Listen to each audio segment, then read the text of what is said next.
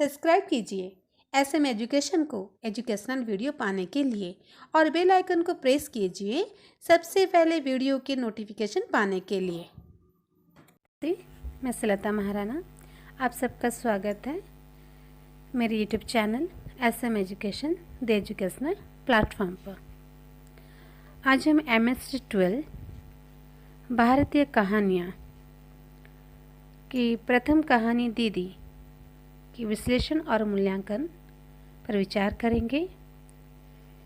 लेखक परिचय। MT वासुदेवन नायर मलयालम भाषा के विख्यात साहित्यकार है। ज्ञानपीठ पुरस्कार विजेता रहे हैं। इनके द्वारा रचित एक उपन्यास कालम के लिए उन्होंने सन 1970 में साहित्य अकादमी पुरस्कार से सम्मानित किया गया। MT वासुदेवन नायर जन्म 9 अगस्त 1933 भारतीय लेखक, पटकथा लेखक, फिल्म निर्देशक हैं। वे आधुनिक मलयालम साहित्य में एक विपुल और बहुमुखी लेखक हैं और स्वतंत्रता के बाद के भारतीय साहित्य के रचनाकारों में से एक हैं। MT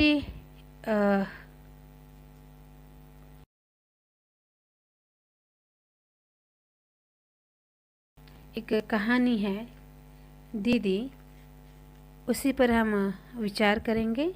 उसी कहानी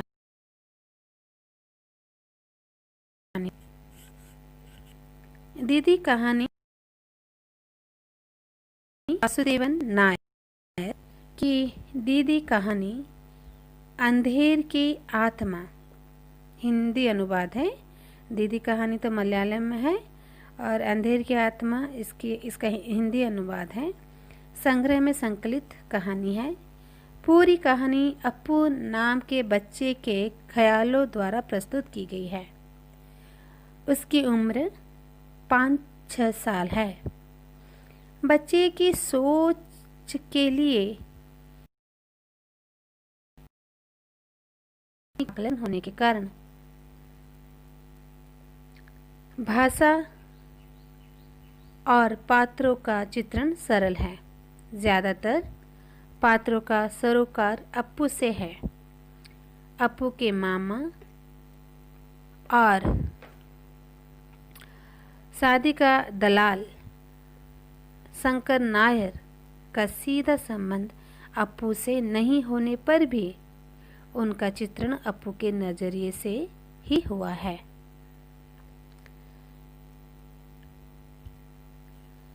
अप्पू अपनी माँ मालू को दीदी पुकारता है।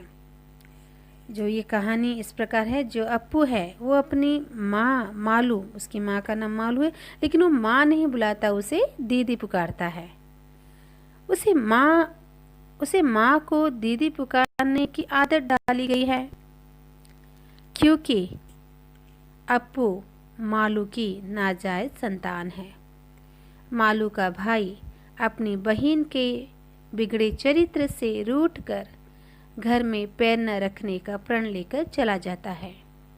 5 साल के बाद भी वो घर के द्वार तक ही आता है। बहन के चरित्र में दोष के लिए वह माँ को दोषी मानता है। कहानी की शुरुआत दीदी के रोने के बयान से होती है। अप्पू सोचता है शायद नानी ने डांटा होगा। नानी उसे भी डांटती है, लेकिन अप्पू को रोने की जगह गुस्सा आता है। वो सोचता है कि इतनी बड़ी होकर भी दीदी डांट फटकार क्यों सहती है। नानी के दिल में अप्पू के प्रति नाजायज संतान होने के कारण ममता कम है। इसी कारण वह बात बात पर उसे डांटती है। एक बार तो बार उसे डांटती है। एक बार मालू इस बारे में माँ से शिकायत भी करती है। तब माँ उल्टा उसे बुरी तरह डांटती है, लेकिन मालू अप्पू से उसके रिश्ते की याद दिलाती है। तब माँ मालू को और ज़्यादा डांटती है। माँ बेटे की अनबन और झगड़े के कारण अप्पू सिर्फ दीदी के प्रति लगाव रखता है। जब स्कूल का दोस्त अप्पू से कहता है कि उसकी दीदी दरअसल उसकी माँ है, तो अप्पू को दोस्त की मूर्खता पर हंसी आती है। दोनों के बीच झगड़ा होता है। स्कूल से लौटते अप्पू सोचता है, कैसे माँ हो सकती है? दीदी कैसे माँ हो सकती है? माँ दीदी की माँ है नानी। क्या नानी दीदी को चैन से बैठने देती है? रात को दीदी नींद आने तक अप्पू को कहानियाँ सुनाती है। एक रात कहानी सुनाने के बदले दीदी बड़ा आदमी बनने पर दीदी का खूब ख्याल रखेगा। अप्पू सिर्फ हामी भरता है। उसे लगा 2-3 दिनों से दीदी की तबीयत खराब है। वो उसे नहलाते खिलाते समय केवल उसकी ओर ताकती रहती है। नानी दीदी की शादी की योजना बना रही थी। नानी ने दीदी से कहा कि अप्पू की बात सोचकर तुम्हें मन मानने की जरूरत नहीं। ऊंची आवाज में समझा रही थी। शंकरन नायर नानी को समझा रहा था कि बच्चे के बारे में उस आदमी को पता ना चले। अप्पू सबकी बातें सुन रहा था, लेकिन उसे कुछ भी समझ में नहीं आता था। तो उसकी शादी की जो मालू है, उसकी शादी की बात चल रही थी और अप्पू को कुछ पता नहीं था।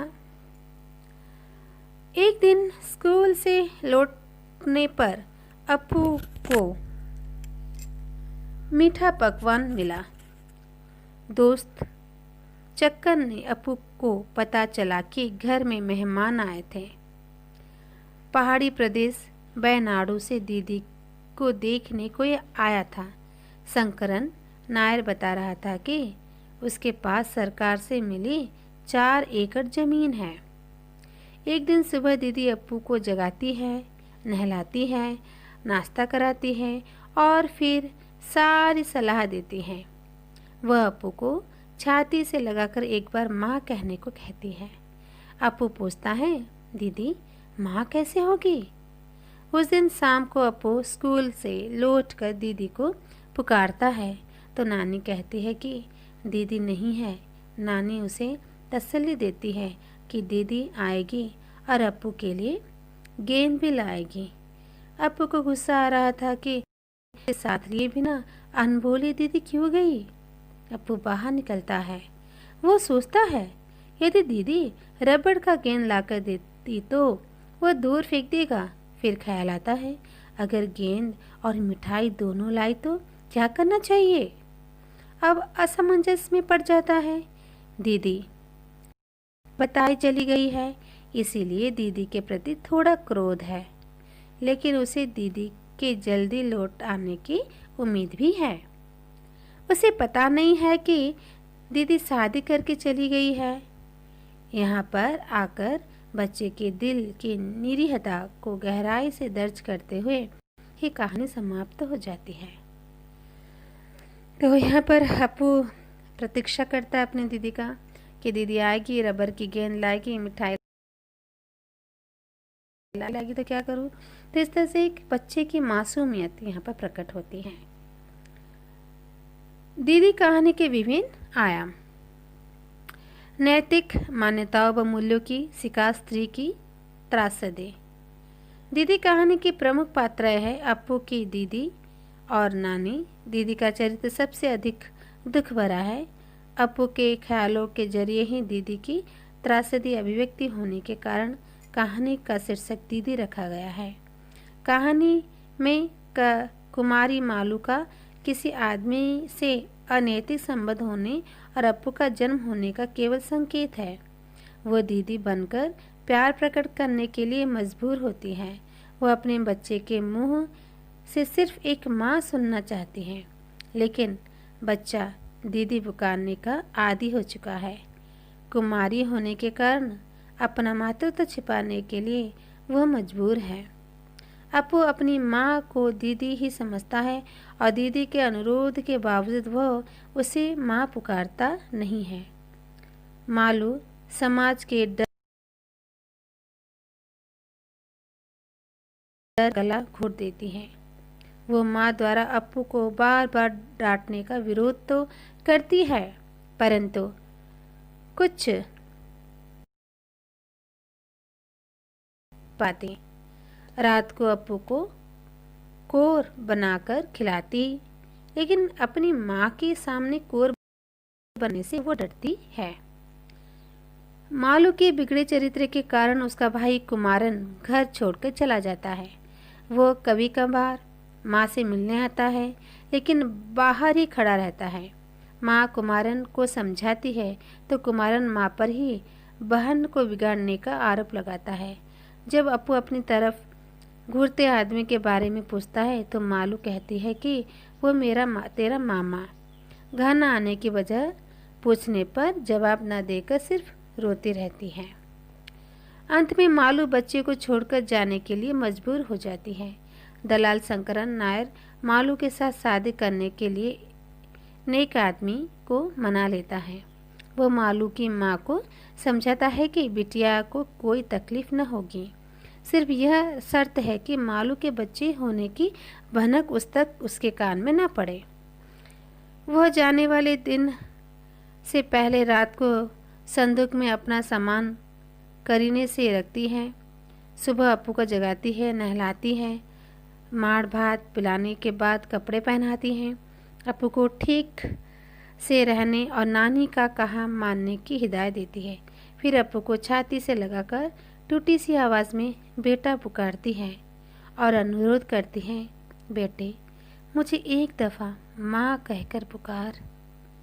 लेकिन अप्पू सवाल करता है कि दीदी कैसे माँ होगी। इस कहानी में एक असहाय लड़की की पराश्रित जिंदगी उजागर हुई है। समाज में बरकरार नैतिक मूल्यों को उल्लंघित करने के कारण समाज और परिवार के सामने वो अपराधीन है। इसलिए घर में भी कोई मान्यता नहीं। अपने बच्चे के सामने ही वो माँ नहीं बल्कि दीदी है। माँ की पुकार सुनने के लिए उसका दिल तड़पता है। माँ अपनी बेटी के भविष्य को लेकर चिंतित है और अप्पू को छोड़कर जाने की शर्त पर उसका रिश्ता तय कर देती है। मालू बच्चे को छोड़ने के कारण दुखी है। कहानीकार ने पूरी संवेदना के साथ एक कुंवारी माँ की पीड़ा छटपटाहट को कहानी में माँ और दीदी को एकत्रित कर दिया गया है। माँ दीदी का अभिनय करती है, वो माँ का प्यार भी जाहिर करती है, पर आखिर में वो न माँ व दीदी दोनों का दायित्व निभा नहीं सकती है। कहानीकार ने यहाँ तत्कालीन समाज में मान्यता, नैतिक चेतना द्वारा उसकी जिंदगी को त्रासद बनाने का चित्रण किया है।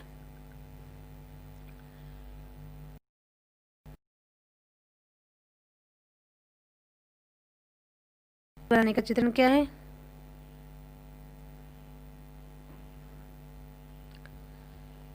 नानी यानी मालू को माँ का चित्रण भी अप्पू के नज़रिए से ही कहानी में हुआ है। नानी क्रूर लगती है, लेकिन उसकी क्रूरता में सामाजिक भय की मजबूरी है। नैतिक मूल्यों को बरकरार रखने की कोशिश की वजह से ही वो अपनी बेटी और उसके बच्चे से बेरहमी से पेश आती है। लेकिन अप्पू को लगता है नानी का काम ही फटकार और गालियाँ सुनना है। नानी को अप्पू पर नाजायज संतान होने के कारण गुस्सा आता है। उसे मजबूरन परवरिश करनी पड़ रही है। अप्पू की वजह से नानी का एकमात्र बेटा कुमारन उससे अलग रहता है। कुमारन घर के अंदर पैर रखता तक नहीं। माँ होने के नाते नानी अपनी बेटी के भविष्य के लिए चिंतित है। बेटी बच्चे की माँ है, लेकिन युवती है। उसके सामने सारी जिंदगी पड़ी है, इसलिए वह बेटी के लिए आदमी ढूंढती है। दलाल शंकरन नायर मालूम के लिए एक आदमी ढूंढकर लाता है। उसकी सिर्फ एक ही शर्त है कि बच्चे की भनक उस आदमी तक या उसके कानों में ना पड़े। नानी का ख्याल है कि अप्पू के सामने ना होने पर ही बेटी की ज़िंदगी बन सकती है। मालू को देखने एक आदमी आता है। शादी उसके यहाँ करने का निर्णय होता है। घर से निकलने से पहले मालू अप्पू को स्कूल रवाना करती है। स्कूल से लौटने पर अप्पू दीदी को पुकारता है तो नानी ही जवाब देती है। वो अप्पू को बहलाने का प्रयास करती है। नानी बात बात पर अप्पू को फटकारती है पर दिल से बुरी नहीं है। वो अपनी बेटी के लिए परेशान है। बेटी की शादी पक्की होने से उसे सहारा मिल जाता है तो अप्पू के प्रति दिल की कलुषता का भी फाकुर हो जाती है। स्त्रियां समाज में बरकरार नैतिक बोध और मूल्यों के पालन के लिए मजबूर है।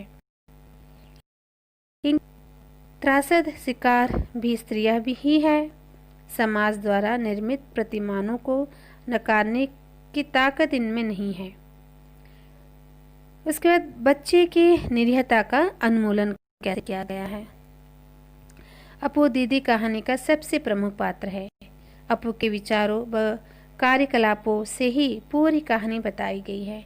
अप्पू 5-6 साल का बच्चा है, इसलिए कहानी का केंद्र भाव निरीहता है और निरीहता कहानी को त्रासद बनाती है। कहानी के ज़्यादातर पात्र अप्पू से जुड़े हैं। दलाल शंकर नारायण और मामा कुमारन के से उसका सीधा रिश्ता नहीं है, पर दोनों की बातें वो सुनता है और विचार करता है। कहानीकार ने अप्पू के ख्यालों को परत दर परत उकेरा है। ऐसा लगता है रचनाकार खुद बच्चे से तब्दील हो गया है। अप्पू का गहरा संबंध अपनी माँ से है, जिससे वो दीदी कहता है। घर में नानी बात बात पर दोनों को डांटती रहती है। नानी के डांटने पर दीदी रोती है, पर दीदी का रोना उसे अच्छा नहीं लगता। वो दोनों के व्यवहार पर अपने अनुसार प्रतिक्रिया करता है। अप्पू को दीदी बेहद पसंद है। दीदी भी अप्पू का ख्याल रखती है। रात को दीदी कोर बनाकर खिलाती है, लेकिन नानी के सामने नहीं खिलाते क्योंकि नानी डांटती है। अप्पू दीदी से कहानी सुनकर ही सोता है। ये सभी बातें अप्पू के वालमन और माँ तथा नानी के प्रति व्यवहार को दिखाती है। एक दिन अप्पू का दोस्त कुट्टी शंकरन उसे कहता है कि दीदी उसकी माँ है। अप्पू को उसकी मूर्खता पर गुस्सा आया। दोनों में झगड़ा भी हुआ। अप्पू सोचने लगा कि दीदी कैसे माँ बन सकती है। मुझे बस दीदी चाहिए, माँ नहीं चाहिए। माँ होती तो क्या क्या मुसीबतें झेलनी पड़ती है। वो तो हर दिन देखता रहता है कि दीदी की माँ दीदी को कितना सताती है। यानी उसके मन में यह रह गया कि जो माँ होती है वो गलत होती है और अपने बच्चे को डांटती है, तो अच्छा हुआ कि मेरे पास माँ नहीं है, दीदी है। एक दिन जब अप्पू का दोस्त चक्कन अप्पू को घर में मेहमान आने की सूचना देता है, अप्पू को मीठा पकवान खिलाती है, माण भात पिलाकर कपड़ा पहनाती है, नानी के बात मानने और नखरे मत दिखाने को अनुरोध करती है। लेकिन अप्पू स्पष्ट बोलता है कि नानी बुरी है, मुझे तो सिर्फ दीदी चाहिए। दीदी अप्पू को एक बार माँ पुकारने को कहती है, लेकिन अप्पू को अच्छा नहीं लगता और वो एकाएक पूछता है, दीदी कैसे माँ होगी? दीदी ने जवाब नहीं दिया। उसी दिन शाम को अप्पू स्कूल से वापस आकर दीदी को पुकारता है तो नानी ही जवाब देती है।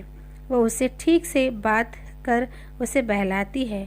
अप्पू सोचता है दीदी उसे साथ लिए बिना बोले क्यों गई। उसे गुस्सा आया। वो दीदी से बात ना करने का प्रण करता है। अप्पू सोचता है कि अगर दीदी गेंद और मिठाई दोनों लाए तो क्या करना चाहिए। ये सभी घटनाएं बच्चों की मासूमियत और निरीहता को प्रमाणित करती है।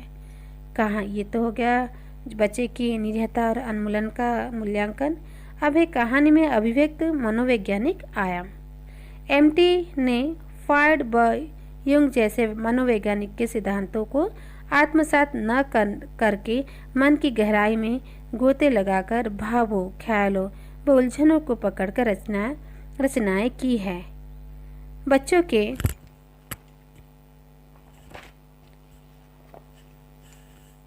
नज़रिए से लिखी गई दीदी व कर्किटकम जैसी कहानियाँ इसका प्रमाण है। बच्चे के लिए दुनिया में सभी चीज़ें नहीं होती हैं। वे समाज के रीति रिवाज नियम से अनभिज्ञ है।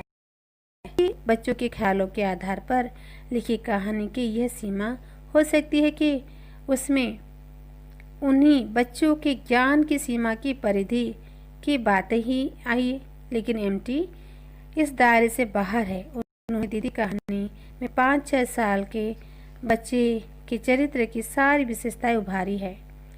उसके ही जरिए उन्होंने दीदी व नानी की बातें व आचरण सहज रूप में अभिव्यक्त किए हैं। माँ होने के बावजूद दीदी